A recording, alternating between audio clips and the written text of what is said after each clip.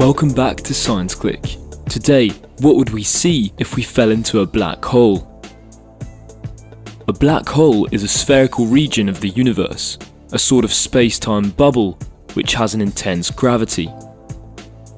This bubble attracts objects as if it were pulling the fabric of space, not unlike a star or a planet. The surface of the bubble is called the horizon of the black hole. It divides the universe into two regions, the exterior and the interior. Below the horizon, the fabric of the universe is pulled so quickly that nothing, not even light, can escape. Today we know that our universe contains many black holes. They are very distant and represent no danger to us. Nonetheless, we can wonder out of curiosity what we might see if we were to fall into one of them. Answering this will allow us to improve our understanding of the extreme phenomena of our universe and to rectify a few common misconceptions on the subject. Our galaxy, the Milky Way, hosts in its core a supermassive black hole called Sagittarius A star. Using a spaceship, we approach it at a reasonable distance, and we jump into the void of space. Here begins our fall. It will last about 1 hour and will be fatal to us. The spaceship remains stationed, orbiting the black hole and witnessing our fall.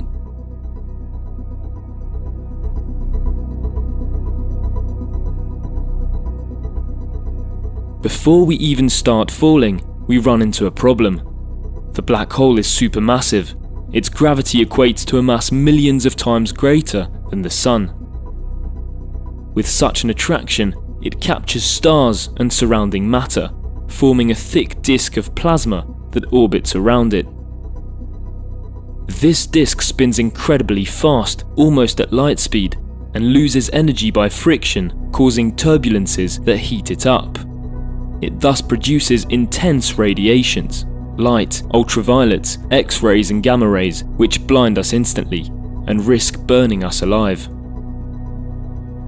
The plasma itself, which can reach several billion degrees, might also well burn us alive.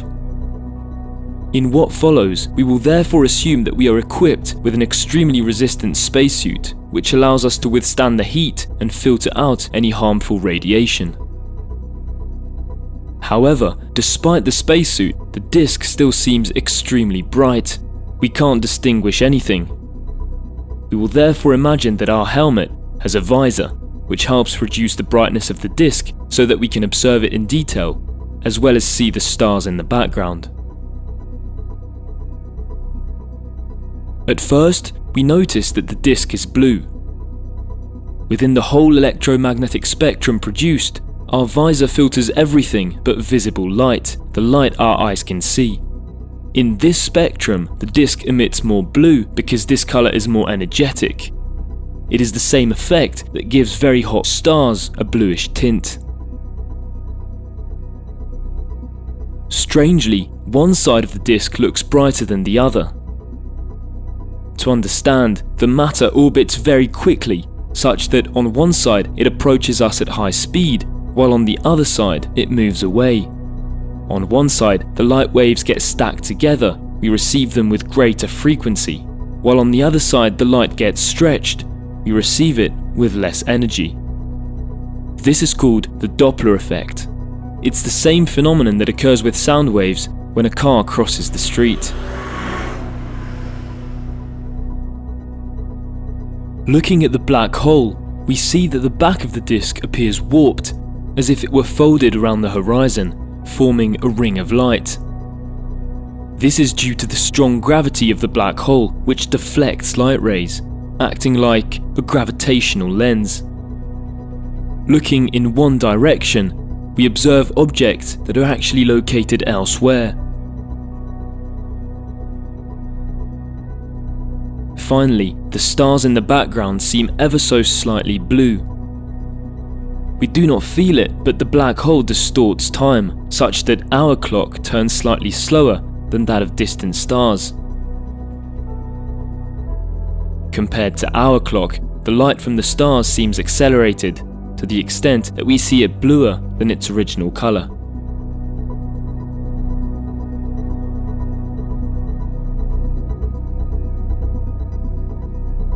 Surprisingly, during the first 10 minutes of the fall, the black hole appears to be moving away. We are moving closer and closer to it, but its image seems to shrink more and more. Imagine throwing a ball through a car. The ball is thrown at 90 degrees and crosses the car side to side. The passenger sees the ball travel across the car at 90 degrees. But imagine now that the car is moving. This time, the passenger sees the ball coming from the front with a narrower angle. Because the car is moving, objects reaching it seem to come from a different direction, more from the front. In our case, the situation is analogous, only with light rays instead of a ball. We receive the light of the disk from a certain direction, but because we are moving towards the black hole, the rays seem to reach us from a different direction, squashed towards the front. This is called aberration.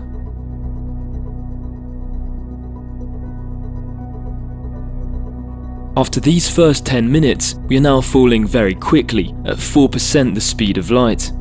And from this point onwards, the black hole starts to grow in our field of view. As minutes go by, we gradually descend towards the black hole. Our speed increases and we receive the light in front of us with an increasingly high intensity, while the light behind us seems to get darker. This again is the Doppler effect at play. When falling towards the black hole, we catch up with the light in front of us, while the light behind us has more difficulty reaching us.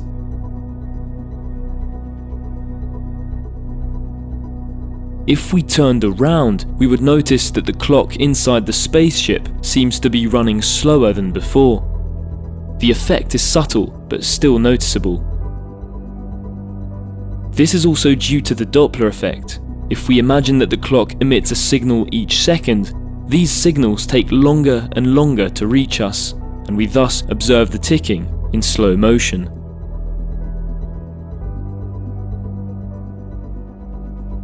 Minutes pass, and we gradually fly over the disk of matter. Suddenly, after 57 minutes of falling, the disk seems to fade out. We have just reached the point beyond which matter can no longer orbit the black hole steadily. The gravity is so intense that at this distance, the plasma begins to spiral very quickly into the black hole. Things will now get much faster.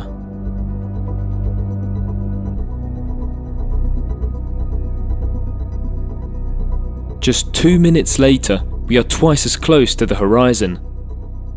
From now on, any light coming from outside is destined to fall into the black hole. This is called the photon sphere. At this precise distance, it's even possible for light to orbit the black hole. As we approach more and more, the passengers who remained in the spaceship see our image fade and gradually slow down until freezing on the horizon. The light that we emit takes more and more time to escape the black hole. It is received increasingly slowly and gradually fades away. The passengers will never see us cross the horizon.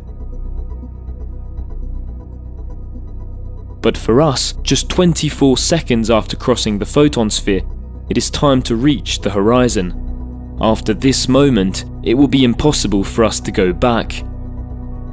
But what do we see when crossing the horizon? Surprisingly enough, nothing special.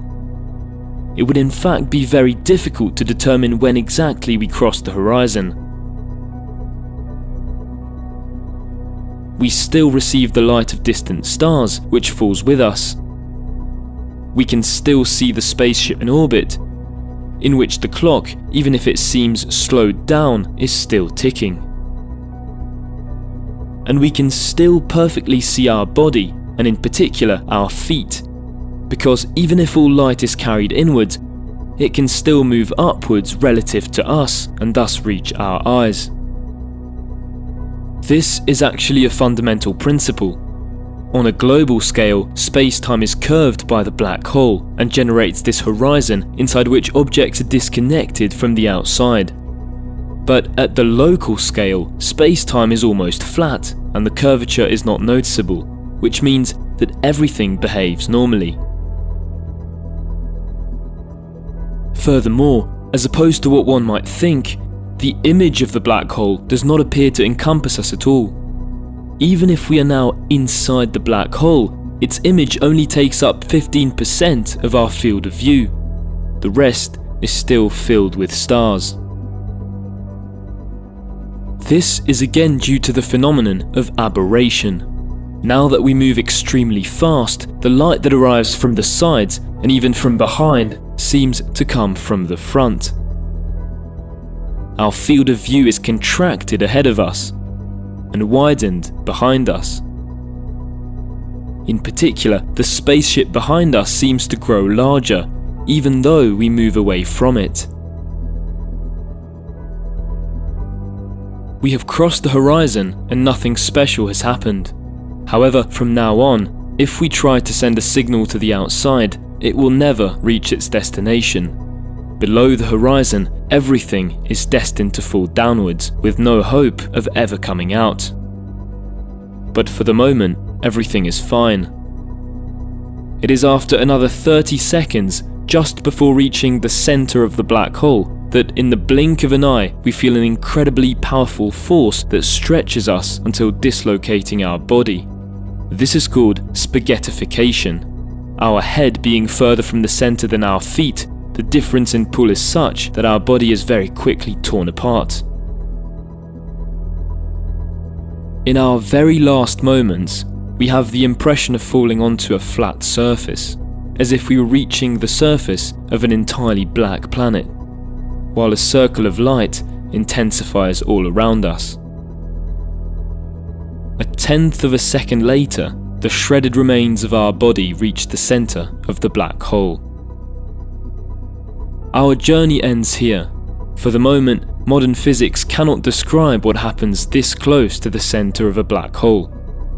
Our current theories describe singularities, points where the curvature of space-time becomes infinite. But scientists suspect that these singularities do not really exist. We would have to unify gravity with quantum physics if we wish to understand these extreme regions of the cosmos. For now, some hypotheses even question the fact that one could survive crossing the horizon. Moreover, in reality, black holes can have an angular momentum, which generates strange effects with multiple horizons and mathematical instabilities whose consequences we do not yet understand. That said, our current theories still give us a good idea of what we would see. In particular, we can correct a few widespread misconceptions. For example, the disk around a black hole is not orange, but blue. If some images show it as orange, this is because they use false colors, which are only intended to represent luminosity, but not the real color in visible light. Another idea that is widespread is that we would observe the whole history of the universe unfold before our eyes, while our field of view would get engulfed by the black hole. This is also wrong, as it forgets to take into account the Doppler effect and the aberration of light. There are, however, many mysteries left to solve, and we will have to wait until our theories are perfected to understand what truly happens at the heart of a real black hole.